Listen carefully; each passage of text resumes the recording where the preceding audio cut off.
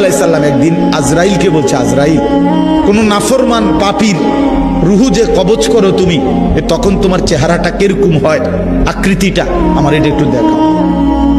হযরত ইব্রাহিম আলাইহিস সালামকে আজরাইল বলছে, আল্লাহর কসম হে নবী, আপনি সহ্য করতে পারতেন না, আপনি এটা দেখতে চাইেন না। ইব্রাহিম আলাইহিস সালাম বললেন, না, আমার একটু হলেও দেখাও।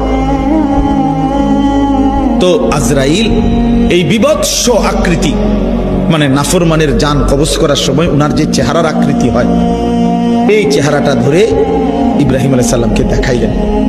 বিশ্বাস করেন, এই কিতাবে আছে, ইমাম কুরতুবীর কিতাব। ইব্রাহিম আলাইহিস সালাম একটা চিৎকার মাইরা বেহুশ হয়ে গেছে।